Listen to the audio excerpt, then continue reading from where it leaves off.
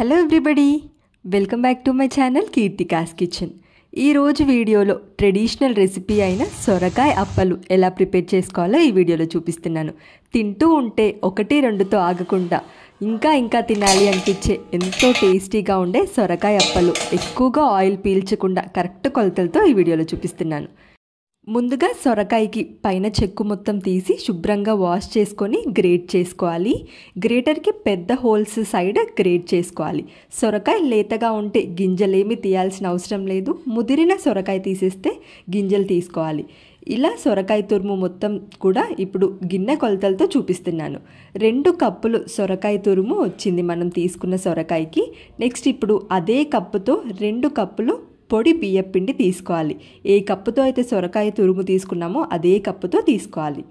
ఇప్పుడు 10 పచ్చిమిర్చి, 1 table spoon జీలకర్ర, 1 ఇంచ్ అల్లం కోర్స్గా గ్రైండ్ చేసుకోవాలి. బరకగా గ్రైండ్ చేసుకున్న ఈ పచ్చిమిర్చి పేస్ట్ కూడా ఈ బియ్యం పిండిలో వేసేసుకోవాలి. నెక్స్ట్ ఇందులోనే సన్నగా చాప్ చేసుకున్న మీడియం సైజ్ ఉల్లిపాయ 1 తీసుకోవాలి. నెక్స్ట్ ఇందులో కొత్తిమీర కూడా సన్నగా చాప్ చేసి వేసుకోవాలి. అదేవిధంగా కరివేపాకు కూడా సన్నగా కట్ చేసి వేసుకోవాలి. నెక్స్ట్ ఇందులో 1 గంట ముందు నానబెట్టిన పచ్చిశనగపప్పు, 2 టేబుల్ స్పూన్ల గంట ముందు నానబెట్టిన పచ్చిశనగపప్పు కూడా ఇందులో వేసేసుకోవాలి. నెక్స్ట్ ఇందులో 3 టేబుల్ స్పూన్ల వరకు తెల్ల నువ్వులు వేసుకోవాలి. మీరు కనుక నువ్వులు ఇష్టపడకపోతే నువ్వుల్ని స్కిప్ చేయొచ్చు.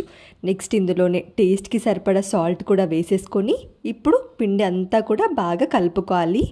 పిండి కలిపేటప్పుడు ఉల్లిపాయలు ఇంకా సొరకాయ బాగా ఒత్తుతూ కలుపుకోవాలి. ఇలా సొరకాయ ఇంకా ఉల్లిపాయలు ఒత్తడం వల్ల ఈ సొరకాయ ఉల్లిపాయల్లో ఉండే వాటర్తోనే పిండి మొత్తం కూడా కలుపుకోవాలి. అస్సలు ఒక చుక్క కూడా వాటర్ వేయకుండా ఇందులో వచ్చే నీరుతో మాత్రమే పిండి కలుపుకోవాలి. పిండి కొంచెం లూజ్ అనిపిస్తే ఇంకొంచెం బియ్య పిండి వేసుకొని కలుపుకోవాలి. కానీ నేను ఇక్కడ చూపిస్తున్న మెజర్మెంట్స్ పర్ఫెక్ట్గా కొలతలతో వేస్తే మాత్రం ఎటువంటి బియ్య పిండి ఎక్స్ట్రాగా వేయాల్సిన అవసరం లేదు. ఒకవేళ పిండి కనుక జారుగా ఉంటే ఈ అప్పాలు ఫ్రై చేసేటప్పుడు ఆయిల్ ఎక్కువగా పీలుస్తుంది. సో అలా ఏమీ లేకుండా చేయికి అంటుకోకుండా ఉండే విధంగా పిండి కలుపుకొని కొంచెం పిండి తీసుకొని రౌండ్ బాల్స్గా చుట్టుకోవాలి. అన్నీ ఒకే సైజులో చుట్టుకొని ఇవి ఆరిపోకుండా ఏదైనా ఒక కాటన్ క్లాత్ వేసి కప్పుకోవాలి. నెక్స్ట్ ఇప్పుడు ఏదైనా ఒక కవర్ తీసుకొని కొంచెం ఆయిల్ అప్లై చేసి చేతికి కూడా కొంచెం ఆయిల్ అప్లై చేసుకోవాలి. మనం ముందుగానే చుట్టు పెట్టుకున్న పిండి ఒక్కొక్కటి తీసుకొని ఇలా అప్ప షేప్లో ఒత్తుకోవాలి రౌండ్గా. అరిటాకు కానీ బటర్ పేపర్ లేదా ఆయిల్ కవర్ పైన ఇలా పల్చగా అప్ప షేప్లో ఒత్తుకొని మీడియంగా కాగిన ఆయిల్లో ఒక్కొక్కటిగా వేసేసుకోవాలి. ఇదే ప్రాసెస్లో మిగతా వాటిని అప్పని అన్ని రౌండ్ షేప్లో పల్చగా ఒత్తుకొని ఆయిల్లో వేసేసుకోవాలి. మనం తీసుకున్న ఈ ఆయిల్కి సరిపడా 2 లేదా 3 అప్పల్ని ఇలా ఒత్తుకొని వేసేసుకోవాలి. ఈ సొరకాయ వడల్ని వేసేసుకొని మీడియం ఫ్లేమ్లో ఫ్లిప్ చేస్తూ 2 వైపులు కూడా మంచి గోల్డెన్ బ్రౌన్ కలర్ వచ్చేంత వరకు 2 వైపులు కూడా బాగా ఫ్రై చేసేసుకోవాలి. ఇదే పిండితో సర్వపిండి లేదా తపాల్ చెక్క అంటారు కదా, అది కూడా చేయొచ్చు. ఒకవేళ మీకు ఆ రెసిపీ కావాలి అంటే కామెంట్ సెక్షన్లో పిన్ చేయండి, నెక్స్ట్ వీడియోలో పోస్ట్ చేస్తాను. ఇలా మంచి కలర్ వచ్చేంత వరకు 2 వైపులు ఫ్లిప్ చేస్తూ ఫ్రై చేసేసుకోవాలి.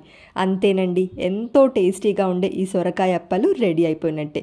బ్రేక్ఫాస్ట్లో అయినా ఈవినింగ్ స్నాక్స్గా అయినా చాలా టేస్టీగా ఉంటాయి. 2-3 రోజుల వరకు నిల్వ కూడా ఉంటాయి. మీరు తప్పకుండా ట్రై చేయండి. ఈ ప్రాసెస్లో ట్రై చేసి ఎలా వచ్చిందో కామెంట్ సెక్షన్లో చెప్పండి. వీడియో కనుక నచ్చితే లైక్ చేసి ఇలాంటి మరిన్ని ఇంట్రెస్టింగ్ రెసిపీస్ కోసం ఛానల్ని సబ్స్క్రైబ్ చేయండి. Thank you for watching.